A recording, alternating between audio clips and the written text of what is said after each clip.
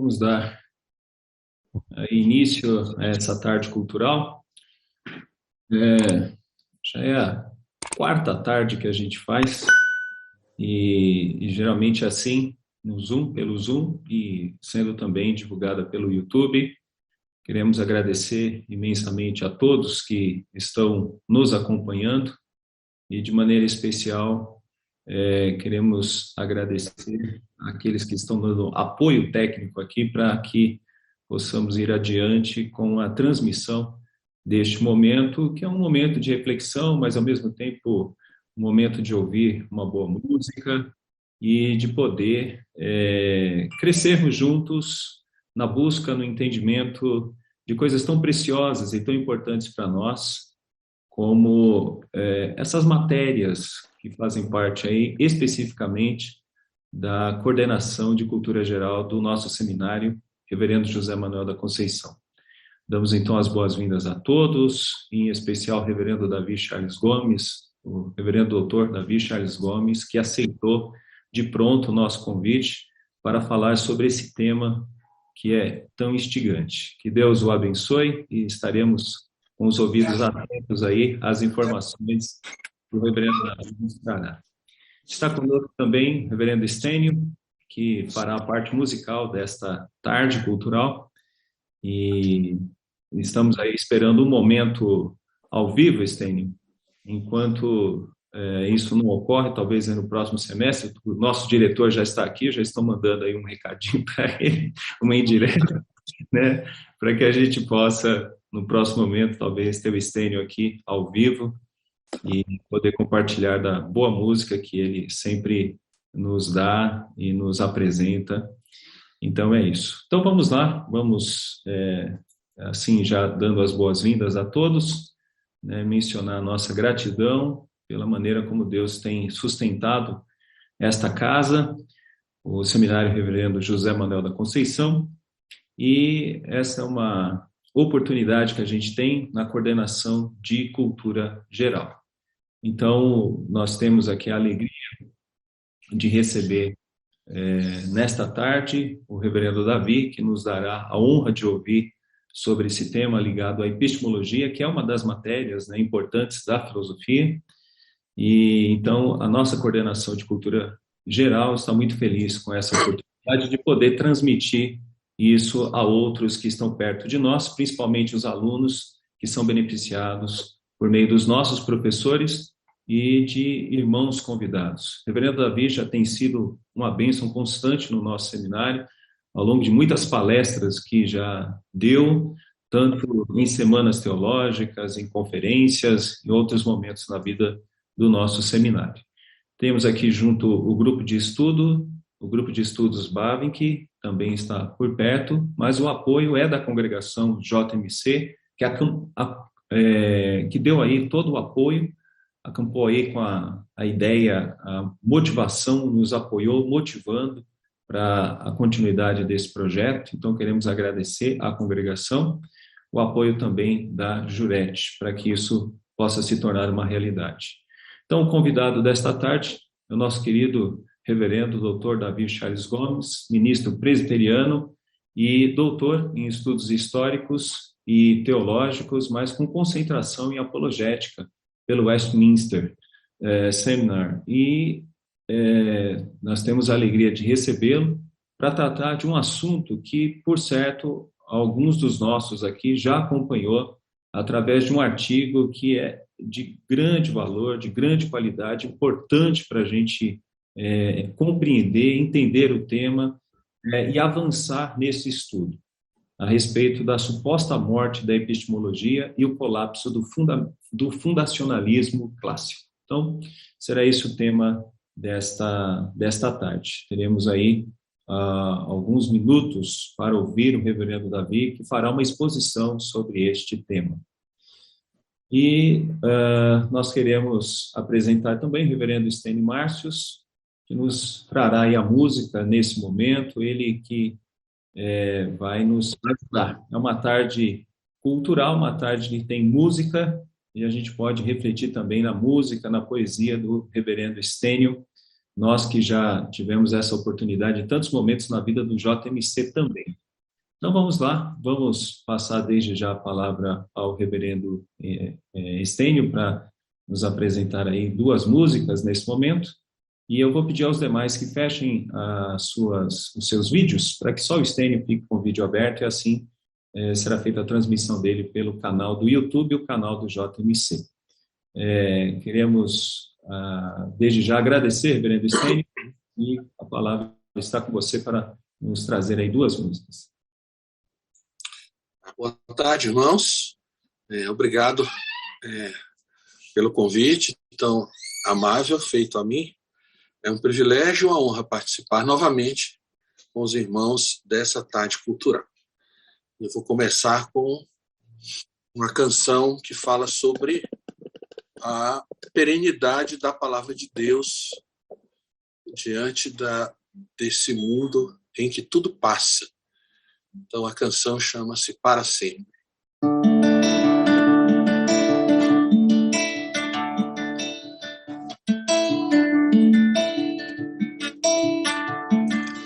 Olhe para o céu e na memória guarde bem, decore o brilho da estrela mais querida. Canta o teu canto sob os raios do luar. Demora um pouco, pois o sol já vai nascer, porque os céus hão de passar, e quando a última estrela de tão sozinha se apagar, quando ninguém vai se lembrar de como era a alvorada, só a palavra do Senhor é para sempre. Corra pelos montes, suba aos montes se puder, mergulhe em todos os riachos do caminho, escuta e grava o canto desse bem-te-vi, e bebe todo o verde desse teu país, porque a terra de passar, e quando a última cigarra no fim do canto arrebentar, quando ninguém mais se lembrar de sua flor a mais querida, só a palavra do Senhor é para sempre. Porque a terra de passar, e quando a última cigarra do fim do canto arrebentar, quando ninguém mais se lembrar de sua flor a mais querida, só a palavra do Senhor é para sempre.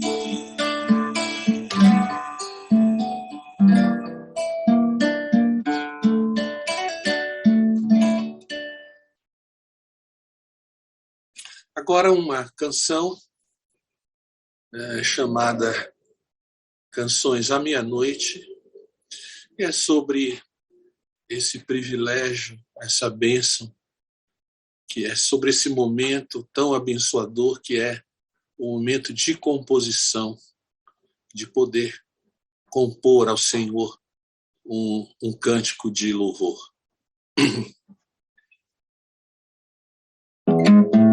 Mesmo que eu não possa, com os meus próprios olhos, sua glória virar. Uma fé inconstante não pode a sua presença fluir. Pois eu sei que estão diante do trono meus passos, meus ais. E é por isso que eu tenho esperança, pois sei que Ele me valerá. Ele é o Deus que me criou de maneira maravilhosa. vitoriosa, o Deus que me inspira canções de louvor no meio da noite. No meio da noite, Ele me ensina muito mais e a ser mais sábio que as aves. O Deus que me inspira canções de louvor no meio da noite. No meio da noite. Mesmo que eu não possa, com os meus próprios olhos, sua glória virá. Uma fé inconstante não pode a sua presença fluir. Mas eu sei que estão diante do trono meus passos, meus ais. E é por isso que eu tenho esperança, pois sei que Ele me valerá. Ele é o Deus que me criou de maneira maravilhosa, o Deus que me inspira canções de louvor no meio da noite. No meio da noite. Ele me ensina muito mais e a ser mais sábio que as aves. O Deus que me inspira canções de louvor no meio da noite. No meio da noite.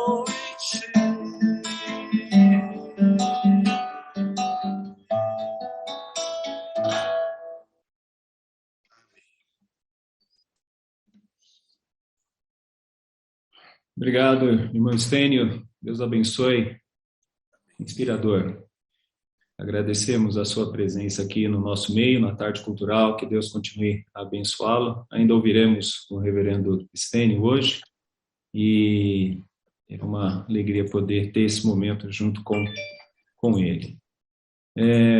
Está conosco aqui o nosso diretor, reverendo Ronaldo, e eu vou pedir a ele que nos dirija em oração nesse momento e peça especificamente para o reverendo Davi, que fará a sua exposição nesse momento. Queremos agradecer o apoio, a ajuda e o incentivo do nosso diretor. O reverendo Ronaldo tem sido bênção, tem nos apoiado e tem lutado a favor também desse momento chamado de Tarde Cultural aqui no JMC. Que Deus abençoe, reverendo Ronaldo. Por favor, nos dirija numa palavra de oração, pedindo pela vida do nosso preletor, o reverendo Davi Charles Lopes. Senhor nosso Deus, queremos dizer da nossa alegria em participar deste momento de crescimento intelectual e espiritual. Agradecemos, Senhor, a iniciativa da coordenação do Departamento de Cultura Geral do nosso seminário. Agradecemos, em especial, a vida do reverendo Donizete, seu trabalho na nossa instituição e sua dedicação para promover eventos desta natureza. Queremos agradecer, Senhor, a presença do reverendo Davi, nosso companheiro e colega de trabalho, de estudos. Queremos, Senhor Deus, agradecer a vida deste servo e as bênçãos que o Senhor tem dispensado sobre a vida da nossa igreja e também a carreira intelectual daqueles que ele teve a oportunidade de ensinar, de acompanhar. Nós damos graças ao Senhor pela vida deste servo. Queremos também, Senhor, agradecer a cada um, a vida de cada um que esta tarde pode participar desse evento, em especial do corpo docente do nosso seminário, e na pessoa também do coordenador de curso, enfim, os estudantes que tirarão proveito desses momentos que passaremos aqui. Pai, nós queremos pedir que o Senhor abençoe, para que seja uma tarde aproveitada e que cada um de nós sejamos abençoados por esses momentos. Agradecemos a vida do reverendo Estênio e sua participação. Enfim, pedimos, Senhor, que nos abençoe esta tarde. Esta é a oração que nós fazemos, em nome do Senhor Jesus Cristo. Amém. Amém. Amém. Então, gostaria de pegar aqui, reverendo Davi, antes de lhe passar a palavra, queria colocar aqui três aspectos, né? Eu pincelei aí 3 pontos aqui do seu artigo, que eu creio que sejam interessantíssimos para a gente começar o nosso papo aqui, ouvi-lo, acima de tudo, essa é a nossa intenção maior. E o senhor escreve isso em 2000. Então, nas últimas 3 décadas, um vendaval vem sacudindo o campo filosófico da epistemologia, área da filosofia que estuda a natureza e o processo do saber, tradicionalmente procurando delinear o verdadeiro conhecimento. A pergunta constante, explícita ou tácita, é se a epistemologia tem alguma perspectiva de vida ou se é preciso aceitar a morte da epistemologia clássica e abrir mão das tentativas de definição da verdade. Então, já, assim, passou também mais, podemos dizer, 2 décadas, né? Então, se são 3 agora, né, nós temos mais alguns anos que se passaram e a pergunta é sobre a atualidade ainda do seu artigo. Creio que, se tivermos novidade, o senhor nos mostrará depois desses outros anos que se passaram.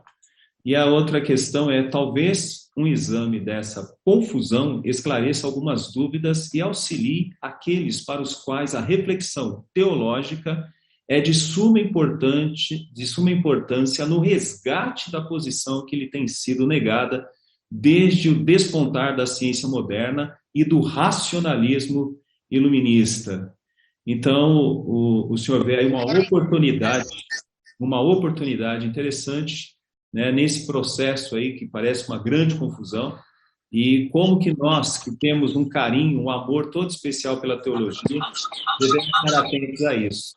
E aí depois o senhor complementa sobre a égide dessa proposta, o presente, aí eu tiro aqui e coloco encontro, prossegue com 2 passos. Primeiro, uma descrição das transformações recentes na área da epistemologia, incluindo uma descrição um tanto quanto técnica do fundacionalismo e, em seguida, uma exposição de alguns princípios básicos para a teologia e a apologética no novo contexto epistemológico. Então, nós queremos entender um pouco melhor esse novo contexto, reverendo, e vai ser uma alegria ouvi-lo nesse sentido. Então, desde já, eu passo aqui a palavra ao senhor, que nos ajude a entender se aconteceu algo novo depois da sua escrita e se ainda temos muito ainda, né, a aproveitar, como o senhor coloca no final do seu artigo, sobre esta confusão e como nós podemos utilizar isso para o bem, principalmente da fé cristã, da pregação reformada, né, pregação cristã que nós defendemos na nossa pátria. Muito obrigado em nome da coordenação e que Deus abençoe muito sua vida. A palavra está com o reverendo Davi. Obrigado, meu irmão. É um privilégio para mim estar com vocês, rever tantas pessoas queridas. Deixa eu entrar direto já na questão. Reverendo Donizete, só preciso saber aí mais ou menos quanto tempo o senhor quer que eu gaste aqui no... Podemos pegar os 40 minutos, reverendo, que nós temos, geralmente são esses momentos aí, 40 minutos. Espero não precisar. Vamos começar com alguns pontos preliminares, como se fossem alguns ganchos, alguns caveats, que são, acho que, importantes para a conversa e para a discussão. Alguns deles são mais pessoais em natureza, mas eu acho que pode ajudar quem está assistindo a acompanhar junto o que nós vamos falar. A primeira coisa é que é muito fácil pensar quando nós estamos trabalhando com filosofia ou com teologia mesmo, nós estamos lidando com abstrações que não dizem respeito à vida nossa, à vida concreta, à vida da igreja. Então, filosofia é coisa para quem quer ficar com elucubração, é coisa para quem tem um certo tipo de constituição ou de estilo mental, e no campo da teologia, filosofia é para quem não está fazendo teologia de verdade. Deixa eu deixar bem claro como que eu me sinto quanto a isso daí, dizendo qual foi a motivação principal, ao final das contas, a despeito de outras questões pessoais, de família e tudo, que fez com que eu resolvesse que eu ia ter uma concentração dos meus estudos preliminares na área que lida com essa interface. E aconteceu quando eu estava no seminário nos Estados Unidos, onde o seminário ocorria como pós-graduação, e eu nunca tive o privilégio de ser aluno do Dr. Van Til. Ele morreu enquanto eu ainda fazia meu mestrado. E quando fui fazer o doutorado, ele tinha passado, ainda que poucos anos antes, mas já tinha passado. Mas eu tive o privilégio de ter um professor que tinha um relacionamento mais ou menos próximo com o Dr. Van Til, e um dia resolveu que ia levar os alunos para fazer uma visita. Van Til já velhinho, já a minha tentação é dizer acamado, mas realmente ele nos recebeu no sofá, não na cama. Mas já se percebia que ele já não estava saindo de casa e tudo. E o coração apertado, porque no ano anterior eu tinha ainda visto algumas palestras dele no Westminster, participando de um evento, ele ainda parecia ter um pouco de energia, mas já estava bem fraquinho. E o professor, quem tiver curiosidade sobre quem foi Dr. Alan Guelzo, que se tornou um historiador bem conhecido de protestantismo americano, mas na época ele era professor no Reformed Episcopal Seminary, e ele levou os alunos, a classe era muito pequena, eram 6 ou 7 alunos, e ele levou esses alunos do mestrado em divindade para fazer uma visita e conhecer pessoalmente o Dr. Van Til, e ele intencionalmente fez uma pergunta. Ele disse: Dr. Van Til, o senhor é um homem que poderia ter sido talvez o maior filósofo idealista americano depois, na primeira metade do século XX. Van Til tinha sido aluno dos 2 maiores filósofos idealistas da época, em Princeton, então era justo que o Guelzo perguntasse. Ele disse: o senhor poderia ter sido um filósofo famoso, o que é que fez com que o senhor fosse se esconder num semináriozinho recém-formado, uma cisão de Princeton, lá no meio do mato, na Pensilvânia? E a resposta do Dr. Van Til foi: é que eu queria dedicar minha vida para preparar as ovelhinhas de Cristo para estarem bem protegidas. Isso me tocou profundamente. Eu vejo o trabalho do apologeta como preparar as ovelhas de Cristo para que elas estejam protegidas dos lobos. Eu vejo o trabalho do filósofo cristão, no final das contas, como um trabalho que pode envolver aspectos criativos, propositivos, mas que, no final das contas, se a paixão maior dele é realmente o trabalho ministerial e pastoral, ele não pode deixar de fazer filosofia com o propósito de, em última instância, proteger e alimentar e edificar as ovelhas para que não sejam levadas pelos lobos. Então, nesse sentido, a filosofia pode ter um papel pastoral muito importante.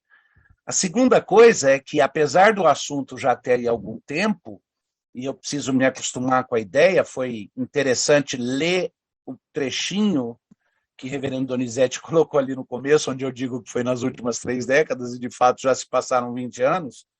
Então, nos últimos 50 anos é que esse processo ocorreu, e eu sinto um certo arrepio de pensar quanto tempo passou, porque esse processo é talvez o único processo intelectual completo que eu tenha testemunhado durante o meu período de vida, de cabo a rabo.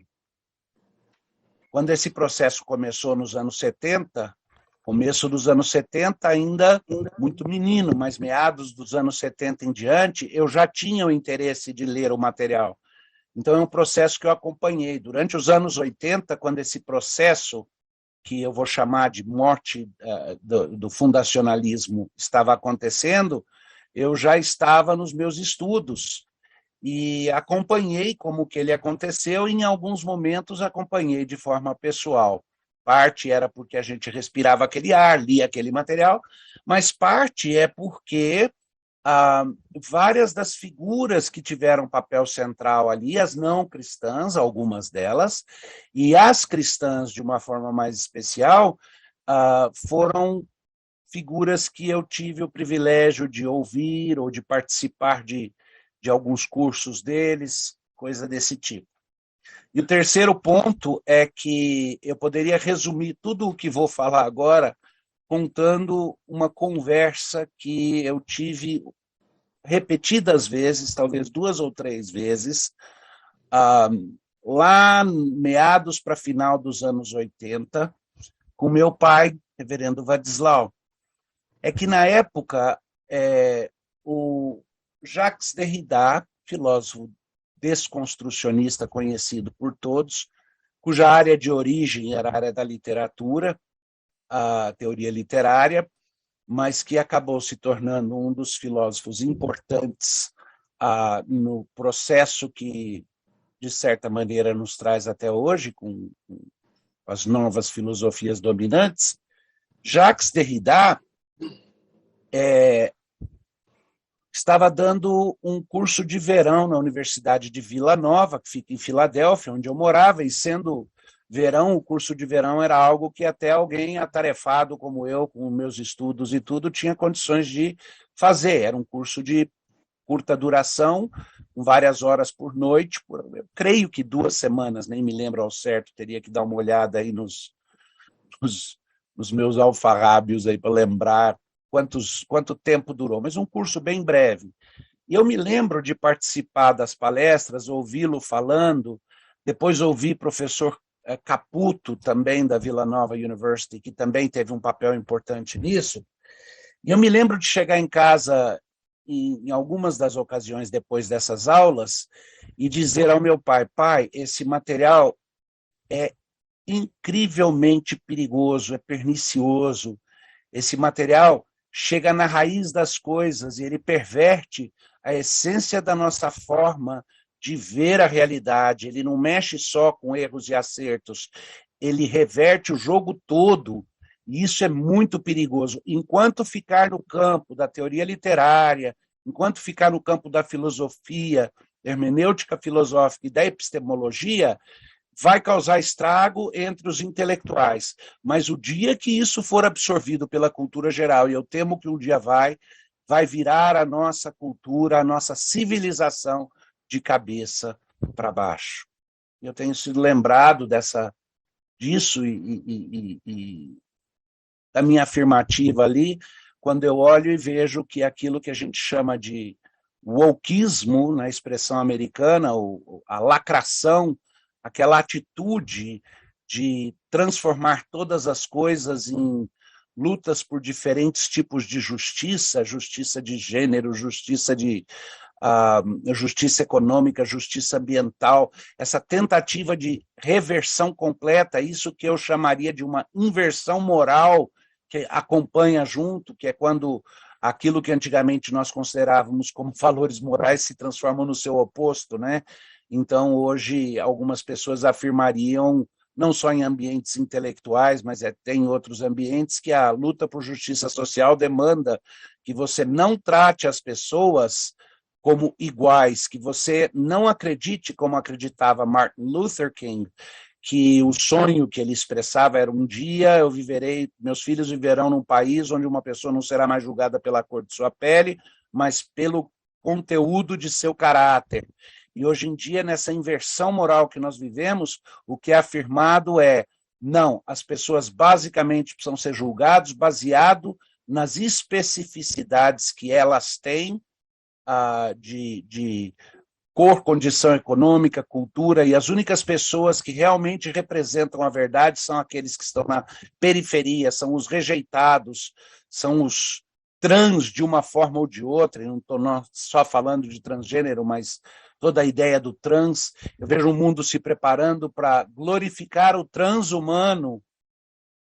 A Abolição do Homem foi o título de uma série de palestras e um livro de C.S. Lewis, e hoje nós vemos uma cultura onde basicamente temos a abolição do homem.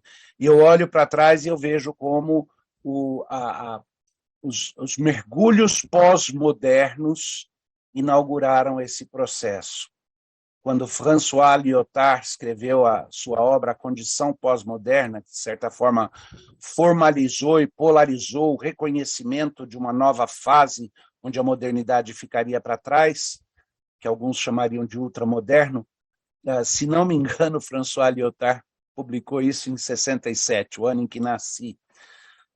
Mas, olhando para todas essas coisas, e levando em conta a questão de uma preocupação essencialmente pastoral, vem a pergunta: como é que hoje, vamos revisitar hoje, aquilo que foi um processo, no começo, filosófico e um tanto quanto técnico? E no meu artigo eu procuro dizer, ele é técnico, mas ele vai ter implicações práticas. Como é que hoje, passados 20 anos, nós vemos o resultado que isso aconteceu? Então vamos lá. O que seria a suposta morte da epistemologia? Richard Rorty, que era o enfant terrible, o infante terrível da filosofia no contexto americano nas 2 últimas décadas do século anterior, de 80 e pouco em diante, Richard Rorty, no meio das discussões que ocorreram a respeito da natureza da justificação epistêmica, ou seja, como é que eu justifico a crença para que ela seja epistemizada, deixe de ser mera crença e eu possa chamá-la de conhecimento.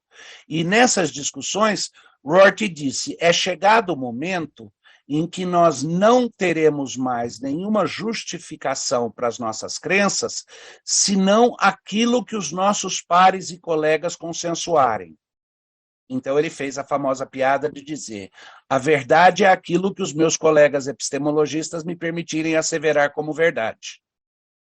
What I can get away with, no inglês. Aquilo que eu me safar em asseverar, se os outros epistemólogos, porque não existe nenhuma base objetiva para a verdade. O grande problema é que, muita gente confundiu o que eventualmente ficou claro que era o colapso de um método dominante de justificação epistêmica, a forma como, preso dentro de um racionalismo que pressupunha a autonomia da razão, pessoas achavam que a crença seria epistemizada, transformada em conhecimento justificado, crença verdadeiramente justificada, e aí eles estabeleciam certos parâmetros. O que aconteceu, para contar a história curta e não repetir o que está no artigo, é que entre os anos 70, 80 e 90, vários epistemólogos fizeram algo que não tinham feito até aquele momento. Deram um passo atrás e, em vez de só discutir como é que eu conheço a verdade, qual é a melhor forma de justificação, eles passaram a fazer um trabalho de meta-epistemologia. É quando você dá um passo atrás, em vez de só olhar os problemas da epistemologia, você discute a própria conceituação de epistemologia. Em vez de você olhar só para os mapas de uma cidade ou de um estado, você dá um passo atrás e olha para o continente e para o globo inteiro para ter uma noção do todo. Quando eles fizeram esse trabalho de análise da meta-epistemologia, ou seja, como que diferentes formas propõem a resolução dos problemas epistemológicos, eles perceberam que havia uma forma dominante e que grande parte do pensamento ocidental tinha sido construído em volta dela. E que essa forma dominante de afirmar que uma crença seria justificada, que a crença deixaria de ser basicamente crença de fé e passaria a poder apropriadamente ser chamada de conhecimento, nome técnico, justificação epistêmica, eles perceberam que a forma dominante é uma que eles acabaram dando o nome de fundacionalismo. Por que fundacionalismo? Porque a ideia era, você tem uma fundação básica, um alicerce básico, que é construído de crenças que são epistemizadas, crenças que deixam de ser meras opiniões e passam a ser tidas por conhecimento, porque passam certos testes de justificação epistêmica.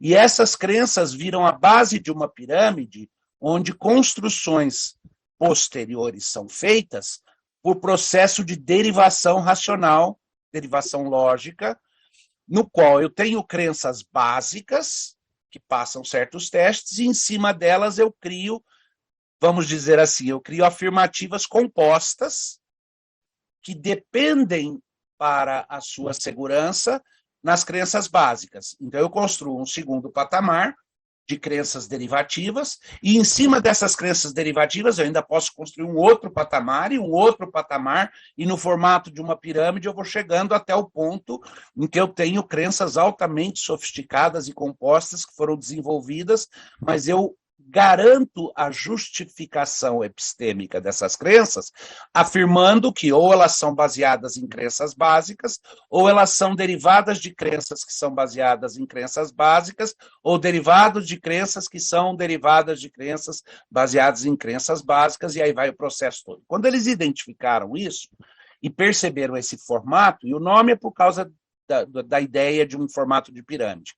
Mas quando esses epistemólogos perceberam isso e identificaram, eles notaram que essa forma de justificação era muito dominante, desde o pensamento grego, especialmente passando por uma aproximação aristotélica, mas todo o pensamento grego, que realmente tinha surgido como uma tentativa de se desvencilhar de uma leitura poética, religiosa ou mítica da vida, para, em outras palavras, usar uma razão, uma racionalidade, que ora resvalava para racionalismo, ora para empirismo, mas a ideia era uma racionalidade que me explicasse o mundo sem precisar de recursos mitopoéticos ou religiosos. Então não preciso falar, foram os deuses que fizeram, eu posso explicar um fenômeno, eu posso explicar um raciocínio, e é o que a filosofia vai tentar fazer. Esse é o berço da filosofia, o berço comum também da ciência. Eles nascem juntos ali com essa tentativa de emancipação da razão do seu leito mito-poético. E aí o que esses epistemólogos perceberam é que depois, passando mais especificamente por Aquino e a tentativa dele da síntese, por Tomás, né? Tomás de Aquino, a gente chama de Aquino, mas Tomás é o certo de chamá-lo. Aquino era a região de onde ele vem. Mas Tomás e outros pensadores, chegando até Descartes e vários outros, você vê em Descartes, isso é muito fácil de ver a ilustração, porque ele dizia, eu quero a dúvida radical, eu vou desconstruir tudo e vou perguntar qual é a única verdade básica e essencial que eu tenho acesso direto. Perceberam também que isso que eles vinham chamando de fundacionalismo tinha dois estilos principais. Apesar de ser dominante, tinha o que eles perceberam ser a tradição internalista ou externalista do fundacionalismo. Uma que queria achar a segurança da verdade nas crenças de forma totalmente interna para achar as crenças básicas. E a outra que queria identificar crenças básicas por confirmação externa. Resumo da ópera, no final das contas, o que elas tinham em comum, uma forma de expressar o que era o fundacionalismo genérico, é dizer que o fundacionalismo propunha que uma pessoa só estaria justificada em manter uma crença como básica se essa crença possuísse uma de três características. Uma crença só seria básica se ela fosse autoevidente.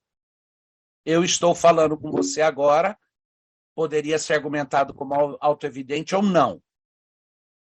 Mas 2 mais 2 é igual a 4 é supostamente autoevidente. Então, ou uma crença teria que ser autoevidente, ou ela teria que ser irrefutável, ou ela teria de ser evidente aos sentidos. Uma das três. Esse é o genérico. E aí você vai ter especificidades dependendo se você está olhando para um fundacionalismo internalista ou externalista. Lembra que o rótulo fundacionalismo, nunca você vai achar um Descartes, você vai achar um filósofo antes dos anos 80 do século XX, usando a expressão fundacionalismo para se referia à filosofia dele. É o nome que você dá historicamente, olhando para trás, ao entender um arcabouço dominante que nunca tinha sido delineado tão claramente.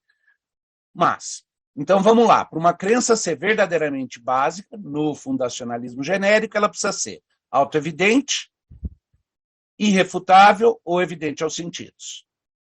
Ou então uma crença pode ser mantida, justificada, se ela for dependente, se ela for derivada racionalmente, logicamente, e geralmente havia uma disputa se é por indução ou dedução, aí o racionalismo, empirismo, e outros iriam dizer é por abdução, é uma tendência mais pressuposicional, mas de qualquer jeito, você teria que justificar uma crença não básica com base, em última instância, nas crenças básicas.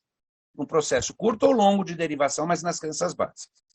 O grande problema, quando eles identificaram isso, e quase todo mundo disse, ok, a gente consegue perceber esses contornos e essa dominância na filosofia. Havia alternativas? Havia. Havia tentativas de propor o que veio a ser chamado de coerentismo, ou seja, é a coerência entre as suas crenças com a realidade externa é que as torna justificáveis, externalismo, ou a coerência das suas crenças entre elas internamente é a que as justifica epistemicamente. Aí teve um artigo curiosíssimo que chamava Reco, alpinista epistemicamente confuso. O que acontece? O Reco é um alpinista que todas as crenças dele o levam são coerentes uma com a outra. Só que ele pensa que ele está em cima que ele está no escritório dele e, na verdade, ele está em cima de uma montanha. O que vai acontecer com ele? Por mais coerente que as crenças internas sejam, não tem coerência com a realidade externa, ele vai cair da montanha. Essas coisas aconteciam naquela época, eram interessantes. Havia, além do coerentismo, havia outras tentativas de, em vez de fazer uma pirâmide de justificação epistêmica, dizer que só crenças realmente básicas podiam ser chamadas de conhecimento, de verdade, e o resto não podia, mas o dominante era esse fundacionalismo. Agora, você que está me ouvindo, acompanha comigo o seguinte raciocínio, tá? Porque esse foi o momento do rei está nu. Sabe aquela declaração que desmonta tudo? A afirmativa, vamos chamar de P, no artigo eu chamo, P é a proposição. A proposição fundacionalista diz: qualquer crença só é epistemizada ou por natureza da sua basicalidade ou por derivação de crenças básicas. Ponto 2. Só são crenças básicas justificadas aquelas que forem autoevidentes, irrefutáveis e evidentes aos sentidos. Aí eles começaram a fazer a pergunta, mas espera, a proposta básica do fundacionalismo passa o teste que ela propõe? A afirmativa de que só as crenças que forem autoevidentes, irrefutáveis ou evidentes aos sentidos são epistemicamente justificadas é irrefutável? Não é. É autoevidente? Não é. É evidente aos sentidos? Não é. Então você tem todo um sistema epistemológico, meta-epistemológico, quer dizer, a meta-epistemologia permitiu que percebesse, mas você tem todo um sistema epistemológico construído em cima de uma premissa básica, de uma proposição essencial, que o próprio sistema não autoriza. Então, no final das contas, está construído em cima de um ato de fé no racionalismo. E aí foi um corre para lá, corre para cá, tentativas de criar outras alternativas, outros sistemas, mas no final das contas, o mais conveniente, porque o mesmo suco que estava acontecendo na filosofia, especificamente na epistemologia, estava se desenvolvendo em literatura comparada, em ética, em estudos transculturais, que era esse espírito da pós-modernidade que o Lyotard tinha começado a descrever em A Condição Pós-Moderna e que outros autores começaram a mexer, e que o Derrida tinha, mesmo alguém como Gadamer antes já tinha começado a balançar o edifício, mas ainda era mais conservadormente moderno, vamos dizer assim. Mas no caso do Derrida, ele vai entrar com o desconstrucionismo, e aí você vai ter a influência de gente como Michel Foucault e essa turma toda, e isso daí cria toda uma crise que está acontecendo na área de teoria de valores, na área da comunicação, ou teoria de comunicação, nas tentativas de trabalhar com semiótica e tudo, um desafio grande ao estruturalismo e o pós-estruturalismo juntos, e na filosofia, especificamente na área epistemológica, um desafio a toda noção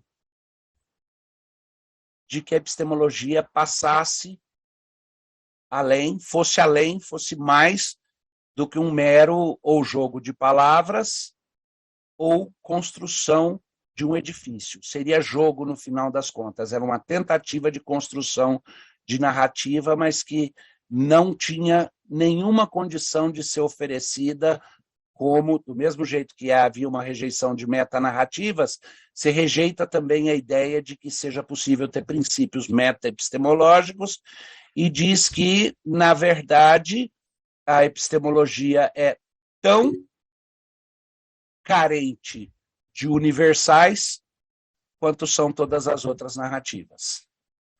E aí isso daí faz com que o conhecimento seja não justificado. Parou a ciência, parou o estudo, as pessoas pararam de querer conhecer? Não, mas uma atividade que antes era feita com a tentativa de conexão com o transcendente, com o universal, com o permanente, agora passa a ser feito como uma atividade que se diz internamente é divertida, mas ela não tem ponto de transcendência. No final das contas, é um jogo fechado. E aí surgem as interpretações mais malucas possíveis para tentar, ora salvar o processo, mas a maioria percebeu que não tinha jeito, ora criar alternativas. Então, aí você tem, assim como na hermenêutica, você tem, por exemplo, aquele que vem e vira e fala, não, realmente a Bíblia pode não sobreviver o ácido da crítica, da alta crítica, mas ainda assim eu escolho uma visão canônica e tratá-la como cânon, mesmo que eu não tenha certeza absoluta disso. Também na filosofia alguns disseram, bom, está certo que o fundacionalismo, se eu for tentar universalizá-lo, ele entrou em colapso, mas não existe nenhum outro sistema mais efetivo, eu vou continuar sendo um fundacionalista, vou continuar acreditando que eu preciso das crenças básicas, vou continuar construindo ciência em bases fundacionalistas, e é lógico, hoje a engenharia de avião continua seguindo as bases fundacionalistas, graças a Deus que os aviões voam. O grande problema é que muita gente entendeu, e aí é que isso eu acho muito importante para a gente, entendeu que o colapso do fundacionalismo, para alguns, significava o colapso da epistemologia. E eu concordo. Sem o fundacionalismo, a epistemologia do homem não cristão deveria estar em colapso. Ela não tem base.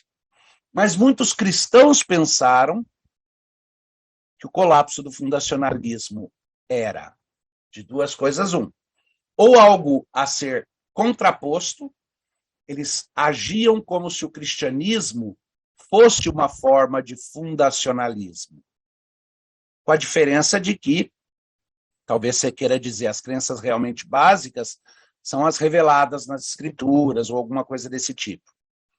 Ou outros que diziam, não, se realmente o fundacionalismo entrou em colapso, eu aceito esse colapso, aceito que a epistemologia morreu, mas pela fé eu vou continuar sendo um cristão. Sei lá, de uma forma meio kierkegaardiana, alguma coisa desse tipo, existencialista. Agora vamos deixar de lado um pouco os incrédulos, porque eu falei logo no começo, eu fiz ali a minha exceção. Preocupado com as ovelhinhas de Cristo e vocês que são formadores de opinião, mestres e que formam aqueles que vão alimentar as ovelhinhas.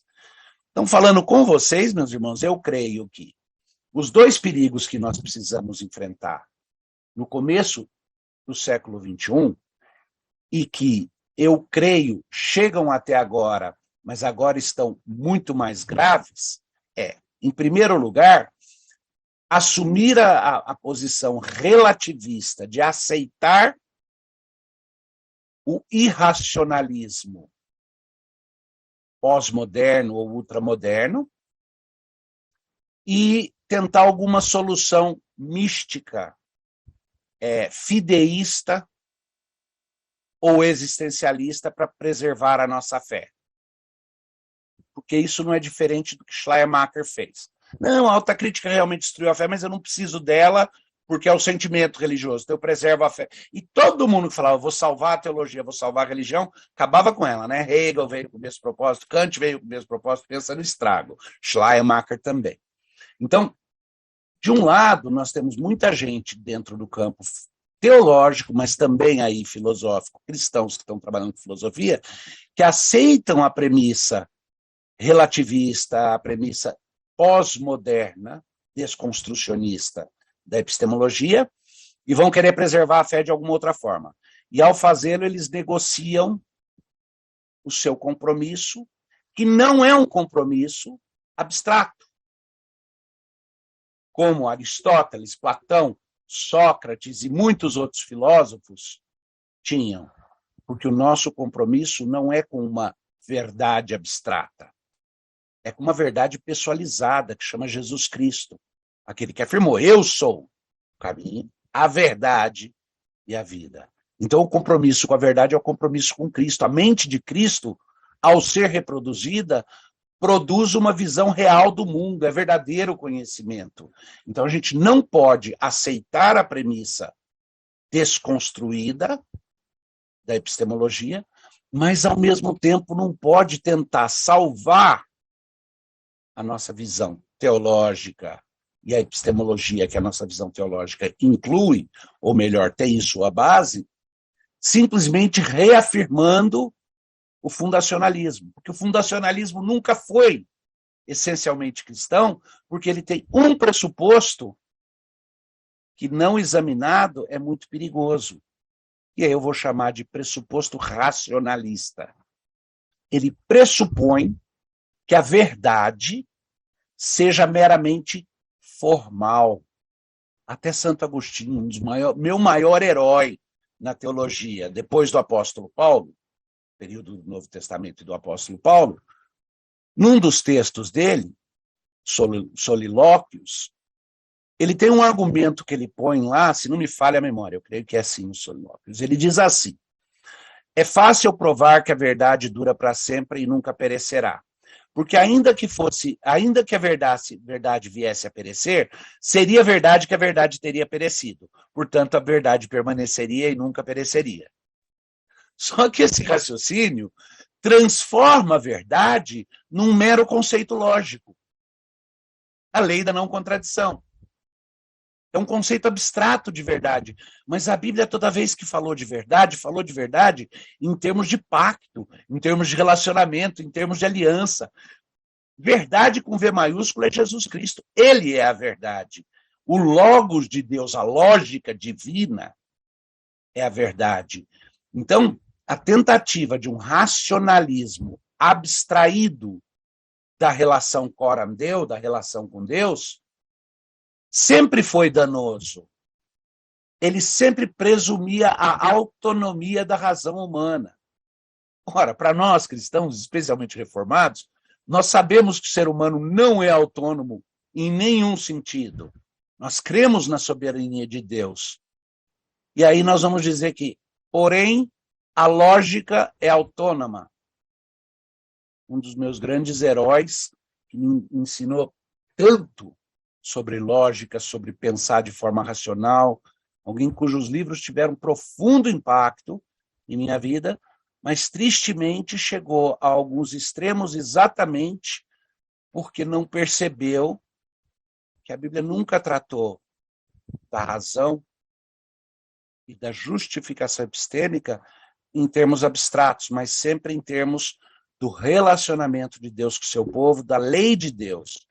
Esse é o Gordon Clark, de quem eu estou falando, que em uma de suas obras chega a sugerir, falar a infeliz frase de dizer: eu não tenho dúvidas de que Deus raciocina por aquilo que nós conhecemos como categorias aristotélicas. Desculpa, a inversão para mim assim chega a me chocar com toda a admiração que tenho por ele. Por quê? Porque Aristóteles estava tentando trabalhar a sombra da revelação geral e chegou à percepção de algumas coisas, mas não na essência. Ele percebeu formalmente várias coisas importantes, mas ele não tinha o link transcendente que justificava isso no ato criacional, na relação de Deus com o seu povo e tudo. Então, para terminar, e eu não quero cobrir tudo hoje, o artigo está lá para quem quiser ler mais. Eu queria estimular um pouco a discussão que eu acho que hoje é relevante. A discussão relevante hoje é como é que nós nos certificamos de que não abraçamos o espírito irracionalista dos tempos, do pós-fundacionalismo,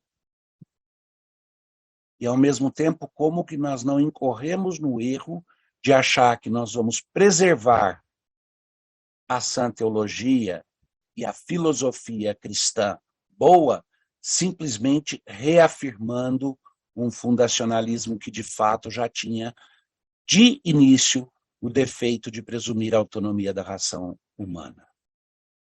O meu versículo preferido, desde a época em que assisti às palestras dos revolucionários da epistemologia, mas que continua sendo hoje minha frase favorita do coração, não porque outras não sejam importantes, mas é porque ela encapsula mais o que eu creio ser essencial para não me tornar mais um na multidão, para não ser enganado, para não...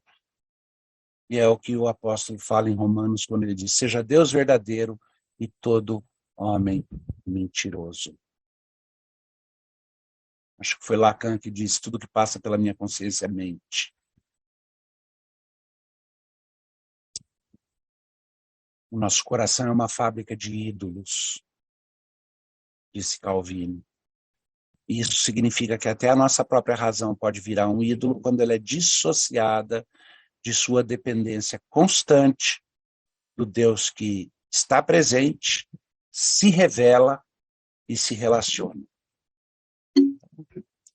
Esse é o meu estímulo para hoje. Vontade de ir mais além, mas eu prometi tentar ficar no tempo. Acho que consegui. Ficou assim, reverendo. Ficou assim. Muito obrigado pela exposição. Vamos lá. Ok, meus irmãos, então fomos aí instigados a pensar sobre o assunto e eu gostaria muito que os alunos, principalmente aqueles que estão aqui, tem o André que está nos ajudando também com o chat, a preparar perguntas. E a segunda parte seria conversar com o reverendo Davi sobre o que ele expôs e trazer algumas perguntas. Enquanto elas estão sendo aí trabalhadas e preparadas, a gente vai ouvir mais uma música do Stênio e, terminando essa música, a gente gostaria de falar um pouquinho com o reverendo Davi sobre a sua exposição e sobre perguntas que possam surgir com os nossos irmãos que estão nos acompanhando. Vamos lá, então. Por favor, Stênio.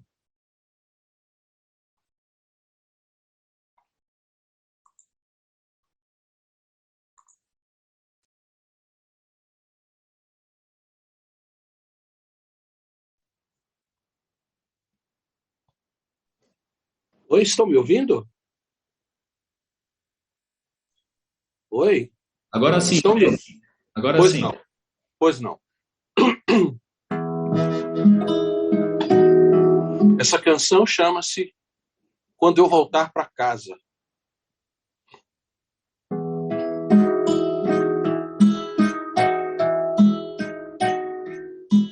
Um dia um grande homem, filósofo inspirado,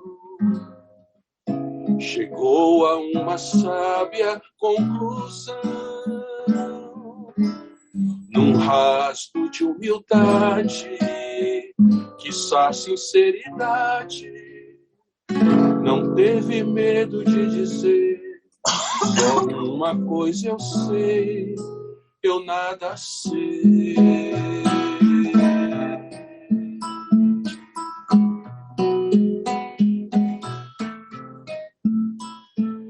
Na primavera eu fui tão cheio de certezas, nas folhas do outono eu as perdi. Corri atrás do vento, lutei por vaidades, mas hoje tão silente só, confesso uma verdade, uma certeza que guardei. Eu sei que o meu Redentor vive e um dia se levantará e a terra toda cobrirá de glória. A dor, o medo e todo o meu pecado dará lugar à mais incrível alegria. Quando eu voltar pra casa, matar toda a saudade do meu Deus.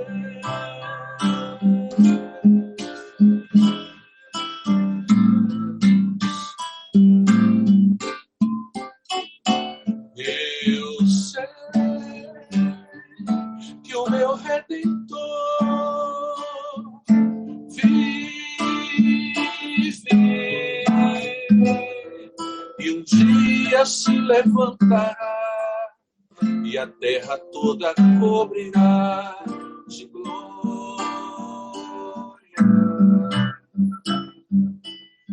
A dor, o medo e todo o meu pecado dará lugar à mais incrível alegria. Quando eu voltar pra casa, matar toda a saudade do meu Deus.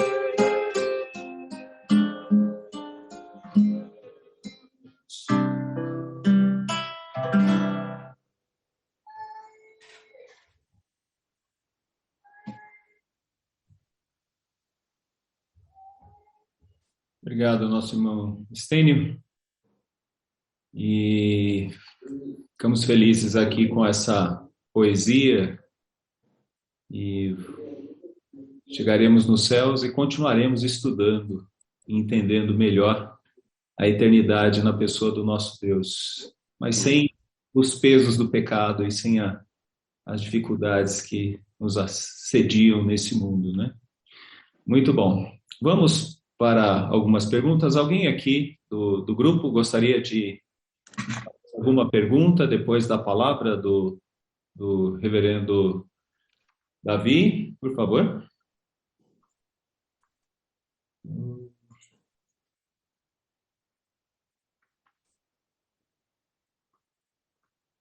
Eu creio que no chat não há nada também? Tem aqui o Hamilton. Tem uma pergunta do Hamilton aqui. Certo. Por favor, André, pode ler. Reverendo Davi, o escrituralismo é uma forma de fundamentalismo?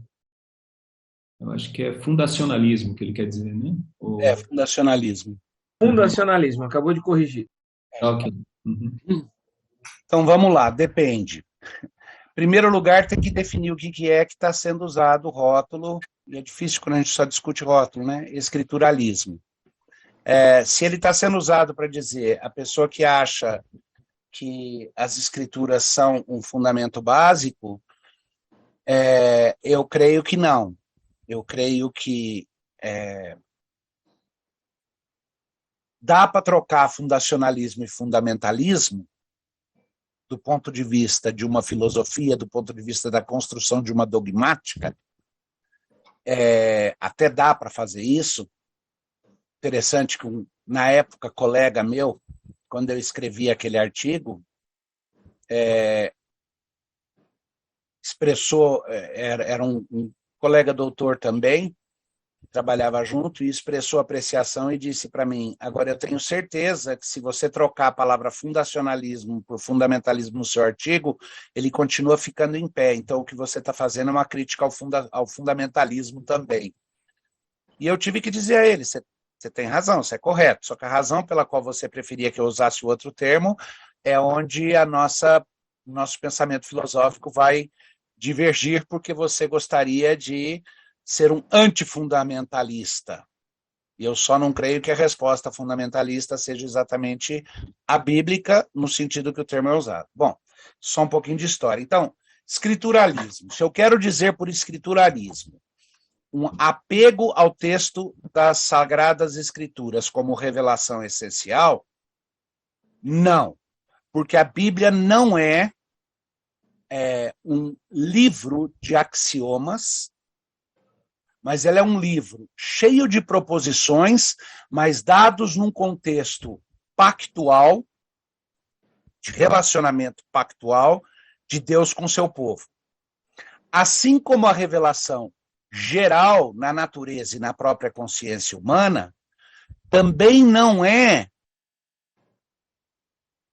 a comunicação de um set de axiomas abstratos, mas é a revelação do ser do próprio Criador e a revelação da criação de Deus como isso, como criação de Deus. Então, se a revelação especial e a revelação geral acontecem num contexto pactual, num contexto aliancista, então isso já quebra o fundacionalismo essencial, porque já diz que a razão não é autônoma do relacionamento com Deus, do relacionamento humano, do relacionamento com a criação de Deus. Em outras palavras, a razão trabalha dentro de um referenciamento transcendente, que é aquilo que vários de vocês já me viram insistir, escrever e tal, provavelmente, que é a telreferência.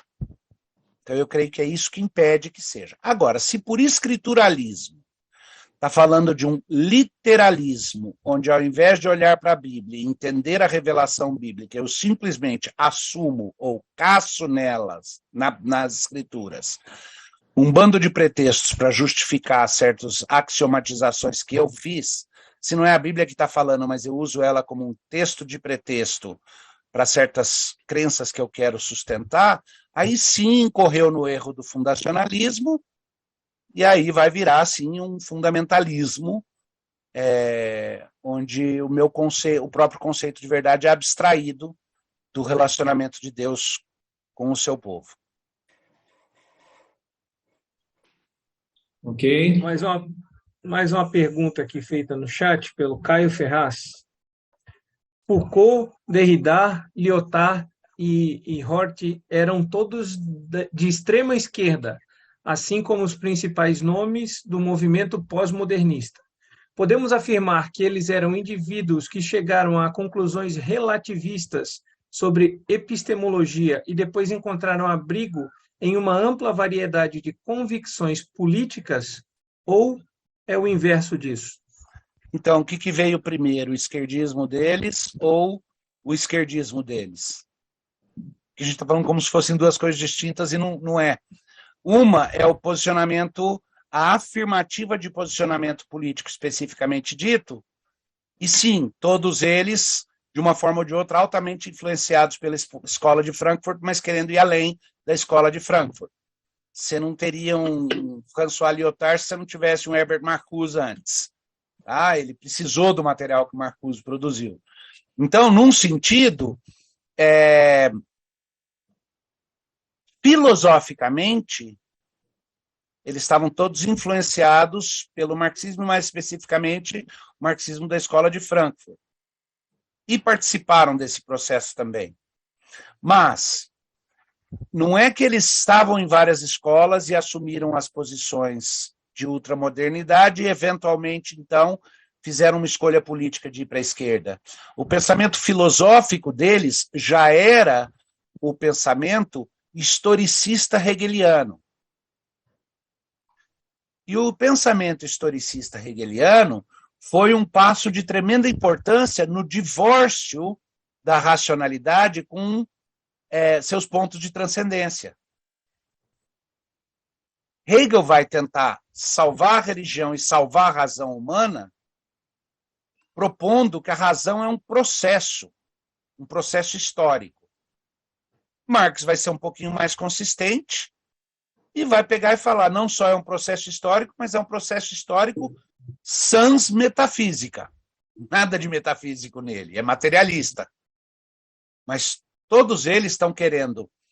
Às vezes eu digo que você só tem dois pensamentos no Éden. O pensamento que diz, o Senhor Deus falou, e o pensamento que diz, não é bem assim que Deus falou e você tem que resolver por conta própria. Marx estava bebendo dessa mesma água. E eu acho que o pensamento secular sempre vai, no final das contas, é por isso que eu fiz aquela afirmativa do meu texto preferido, seja Deus verdadeiro e todo homem mentiroso. Sem teorreferência, sem Deus como ponto de referência, eu só posso cair no abismo. Nisso, Nietzsche estava correto. Assim como Dostoiévski, se Deus morreu, tudo me é permitido, no campo da ética. Se Deus morreu, eu não tenho nenhuma realidade, exceto aquela que eu asseverar, que eu criar, que eu fizer. Então, eu acho muito importante essa conexão que o Caio fez entre o esquerdismo político e vamos chamar de esquerdismo filosófico, mas eu acho que a minha resposta está embutida no fato de que eu usei esquerdismo para os dois. É isso mesmo. É só que quando fala de esquerda, a gente só pensa que está falando de assuntos sociais ou de política econômica. E, na verdade, não, a gente está falando de uma filosofia. O interessante é que o estado que nós experimentamos hoje no mundo é um onde o viés que correu esse caminho mais pós-moderno e o viés que correu o caminho mais de um marxismo mais puro convergiram como duas coisas antitéticas para criar a nova síntese do wokeismo, da lacração, essa nova porcaria que nós estamos enfrentando no mundo hoje, que celebra o Dia Internacional da Mulher, indo na Casa Branca para dar o prêmio de mulher do ano para um homem que estava vestido de mulher. Esse foi o dia que eu, assim como outras pessoas, queria virar feminista, lutar pelas mulheres. Mas esse mundo de cabeça para baixo, eu acho que ele é reflexo exatamente dessa síntese final de pós-modernismo mais filosófico, epistemológico, com ativismo esquerdista. Mas os dois são esquerdistas. Reverendo, depois de 20 anos, a gente percebe que os desafios são maiores mesmo. Né? Ficaram bem maiores. É pior, né? Como dizia o Belchior, ao vivo e a cores é pior ainda. É bem pior. Vai lá, André, tem mais uma, parece aí. Ou duas, né? Vamos pegar mais duas. Tem mais uma. É mais uma que ele deu exemplo depois. O Fábio Sarmento pergunta o seguinte: a lei da não contradição não expressa a forma lógica pela qual a verdade é expressa? Senão, a contradição pode expressar a verdade. Se sim, a expressão de Gordon Clark foi feliz? Um exemplo: uma sentença, para ser inteligível, precisa estar de acordo com a lei da não contradição. Ótima pergunta. Eu respondo com uma pergunta. A lei da não contradição é criada ou inerente?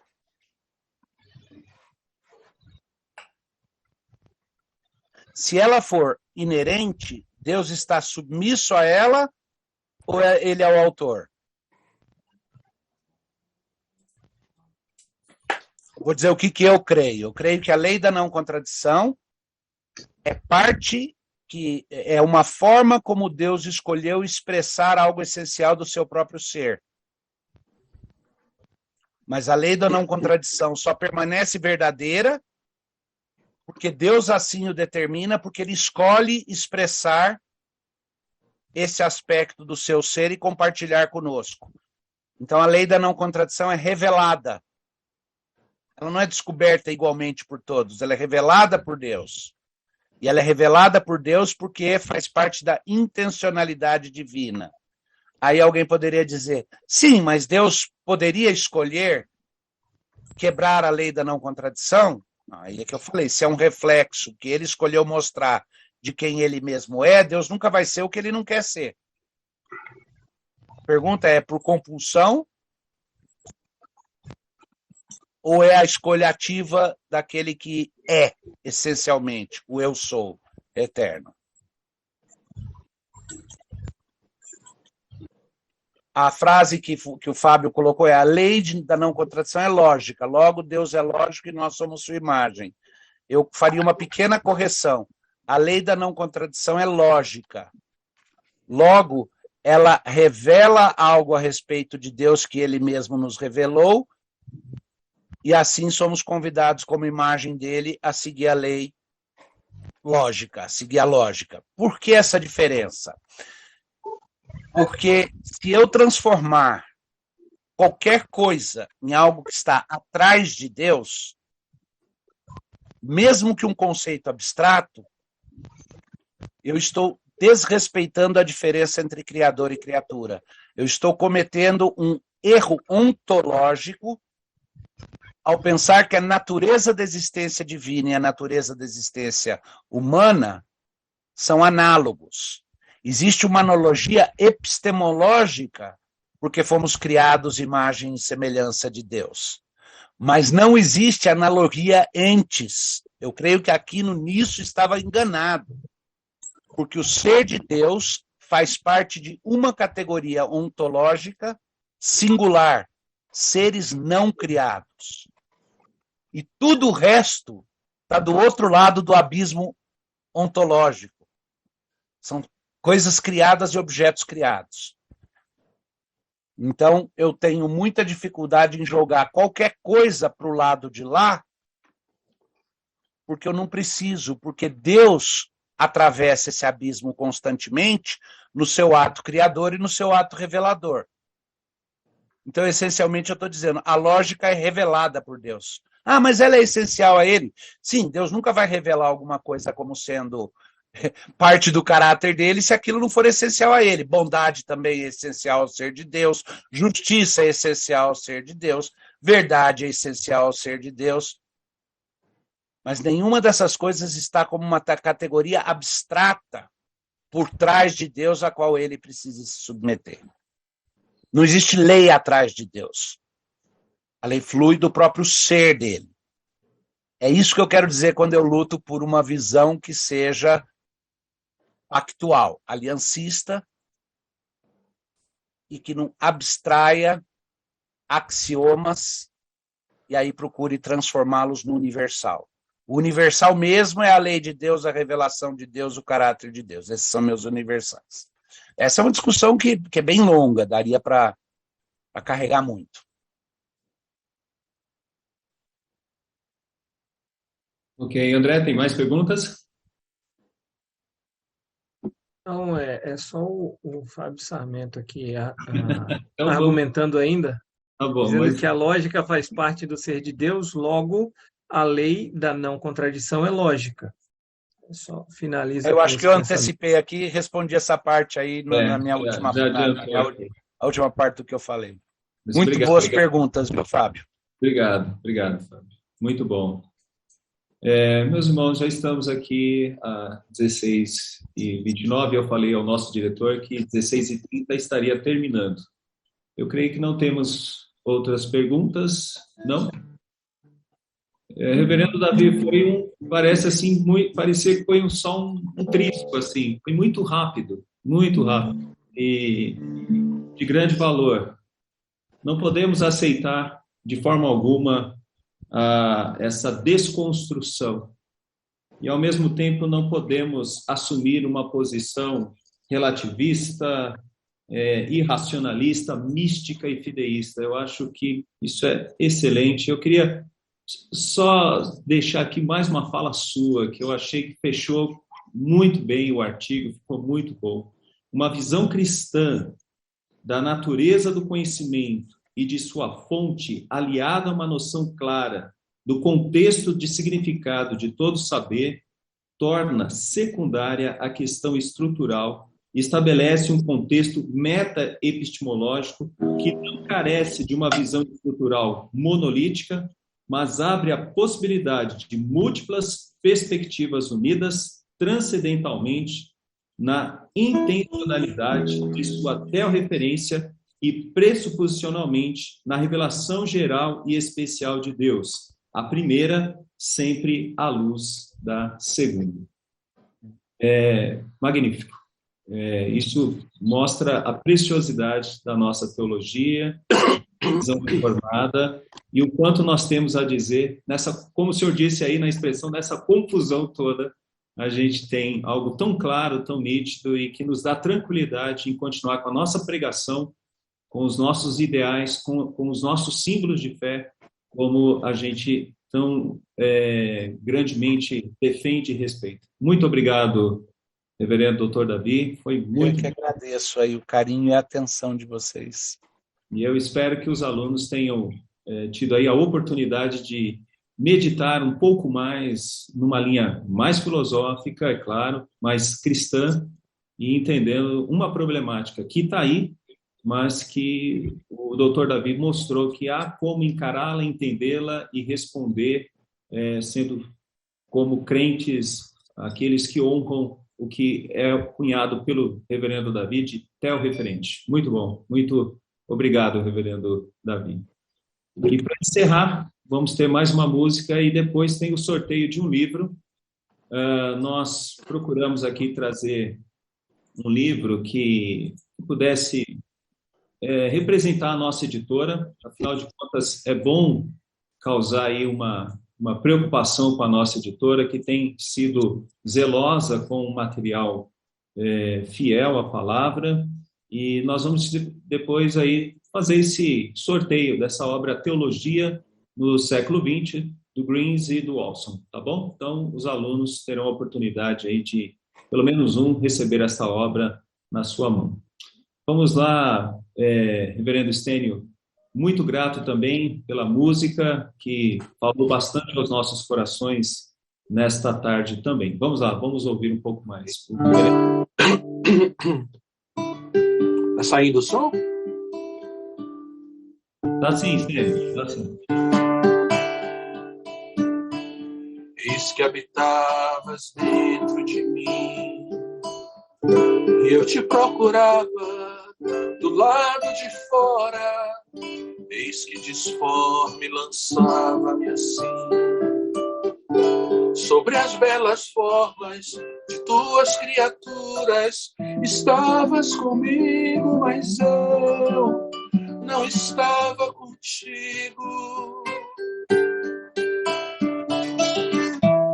Retinham-me longe de ti as tuas criaturas, as tuas criaturas que não existiriam se em ti não existisse, se em ti não existisse, se em ti não existisse. Tarde, muito tarde, foi que eu te amei. Ó, beleza tão antiga e tão nova, tarde demais te amei. Tu me chamaste, teu grito rompeu minha surdez. Tarde demais te amei. Fulguraste, brilhaste, e tua luz afugentou minha cegueira. Espargiste tua fragrância, respirando eu suspirei por ti. Eu te experimentei, agora tenho fome e sede de ti. Tu me tocaste e agora ardo no desejo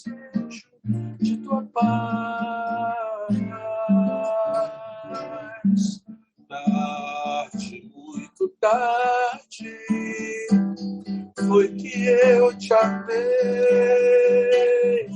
Uma beleza tão antiga e tão nova, tarde demais te amei. Tu me chamaste, teu grito rompeu minha surdez. Tarde demais te amei. Te amei.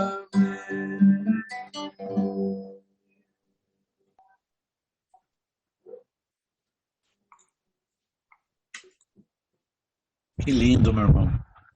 Muito bonito, Stênio. Bonito. Antes do livro, nosso agradecimento ao Dr. Davi, as suas demandas e muitas atividades, deu esse tempo a nós, ao JMC. Nossa gratidão. Que Deus abençoe sua vida, sua família, a sua saúde e que possamos ainda ouvi-lo em outras tantas vezes para sermos orientados e ensinados a respeito de coisas tão profundas e importantes. Reverendo, nosso abraço, viu? Abraço e nossa sempre à disposição. Nossa gratidão, e vamos dizer, gostaríamos de tê-lo mais vezes. Que Deus abençoe ricamente a sua vida. Muito obrigado. Quero agradecer ao nosso diretor, Reverendo Ronaldo, pelo apoio, incentivo desse trabalho, e que Deus continue abençoando também. Obrigado, Reverendo Ronaldo, por todo o apoio.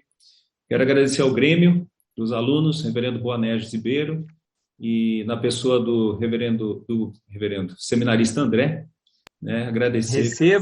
Receba. Agradecer pela vida do nosso irmão e por todo o apoio que deu aqui. Ao reverendo Stênio também, obrigado. Nos encontramos aí rapidamente nos corredores das igrejas, como é de costume, e aceitou prontamente o nosso convite e esteve aqui nos ajudando bastante, inspirando-nos com a poesia. E, reverendo Stênio, a gente fica alegre em tê-lo como alguém que produz uma bela poesia e que nos edifica Graças a Deus. Sabedoria e com profundidade e preocupação bíblica. Que Deus continue a abençoá-lo também. Amém. Eu parece que vi aqui o reverendo Felipe Fontes, que é da área de cultura geral. Não sei se ele está aqui ainda, se ele já saiu. Não sei, acho que já, né? Já saiu. Deve ter saído, então. Então, tá ok. Reverendo Hermestein, gostaria também de agradecer por sua presença aqui conosco. Reverendo Hermestein, que é o coordenador geral agora do nosso seminário. Agradeço demais a sua presença aqui, reverendo, e as orientações que já temos recebido ao longo deste ano do nosso irmão, reverendo Hermestein. Que Deus abençoe ricamente sua vida. Obrigado por todo o apoio também a esse trabalho que tem nos ajudado demais. Eu gostaria de pedir, depois do sorteio aqui, que o senhor fizesse uma oração final, agradecendo pela nossa instituição, agradecendo pela tarde cultural, por tudo que ouvimos hoje aqui. Reverendo, estou só fazendo um teste. Vocês estão me ouvindo? Sim. Tá certo. Bom. Obrigado, reverendo.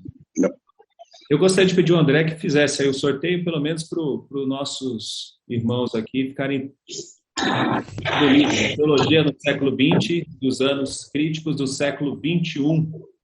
Eu creio que essa, reverendo Davi, foi uma obra mais próxima assim, dessa compreensão dos dois períodos aí que a gente viu na sua palestra, né? O que seria o século XX e o século XXI também. André, pode nos ajudar aí, André? Sim, eu vou só interromper o seu compartilhamento, reverendo, para eu compartilhar aqui. Pode interromper. Uhum. Deixa eu compartilhar aqui.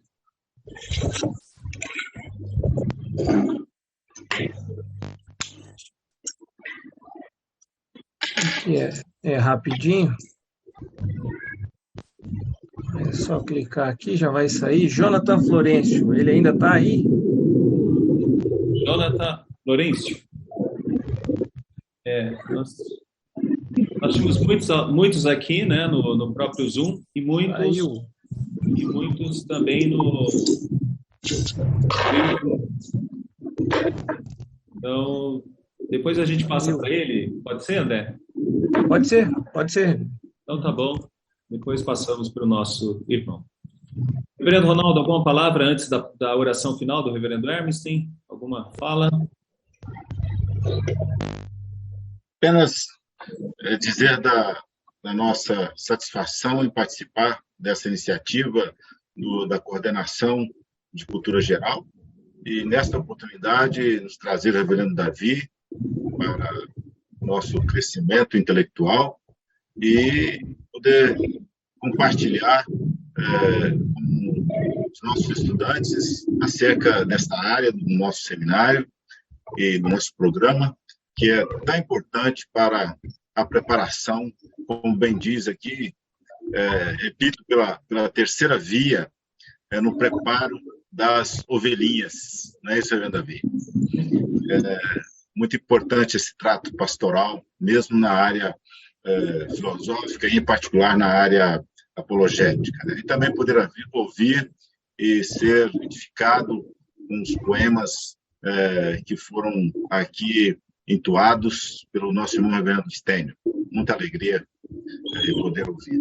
E a oportunidade de estar aqui na companhia do reverendo Hermes, reverendo Chum, reverendo Felipe e outros irmãos do corpo docente do nosso seminário. Muito obrigado e parabéns pela iniciativa, reverendo Zete. Ok, obrigado, reverendo. Obrigado pelo apoio. Reverendo Hermes, o nosso coordenador, tem a palavra também, a oração final, encerrando assim a tarde cultural deste dia. Queremos agradecer a todos que aqui estiveram. Passamos aí 12 minutos, mas tivemos problemas técnicos no início, então estamos no horário. O reverendo Davi foi pontual. Muito grato, reverendo Davi. Muito bom. Vamos lá, então.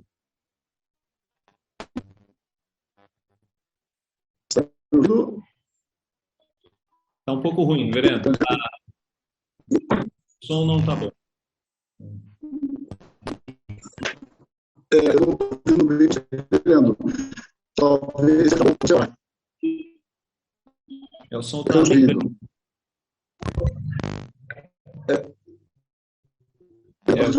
Outra pessoa. Ok, pelo que eu entendi, pedir para outra pessoa, né? Eu não vi isso. Tá, eu acho que é isso. Eu vou pedir ao próprio reverendo Davi que nos dirija nessa palavra de oração, reverendo, e nos despeça diante de Deus em oração, por favor. Senhor Deus, eu te agradeço pela vida de amigos, colegas queridos, a quem tive a oportunidade de ver hoje. Eu te agradeço por essa casa de profetas, o Seminário José Manuel da Conceição, por aqueles que foram chamados por ti para dar liderança, para guiar a instituição. Te agradeço por cada um dos professores. Rogo a tua bênção sobre os alunos. Dá que sejam transformados, moldados à imagem do teu caráter em verdadeiros mensageiros da aliança. Anunciem as boas novas, preocupados com o bem-estar do teu povo. Proclamem o evangelho certos do reino vindouro. Fortalece a nossa esperança, aumenta a nossa fé e nos dá também a perspectiva para entendermos, Senhor, aquilo que o teu povo exclamou quando confrontados por Ezequiel com a tua palavra, que os chamava para serem atalaias. Posto que as nossas transgressões estão sobre nós, Senhor, como então viveremos? Dá que vivamos como povo teu, como mensageiros teus. A fé arrependida, submissa e que celebra a aliança, o plano maravilhoso no qual tu estás preparando para si um povo de propriedade exclusiva. Guarda cada um dos amados que participou nesse tempo e mais uma vez, Senhor, eu te agradeço pessoalmente pelo carinho que isso representa. Obrigado também pela vida do reverendo Donizete. Ao nomeá-lo, Senhor, eu te peço também ricas bênçãos sobre todos os outros que hoje carregam a responsabilidade do Seminário José Manuel da Conceição. Em Cristo Jesus. Amém. Amém. Obrigado. Deus abençoe, obrigado. meus irmãos. Forte abraço para todos. Tchau, tchau. Obrigado, reverendo Davi. Boa tarde a todos. Tchau, tchau, meus irmãos. Até a próxima. Fiquem com Deus.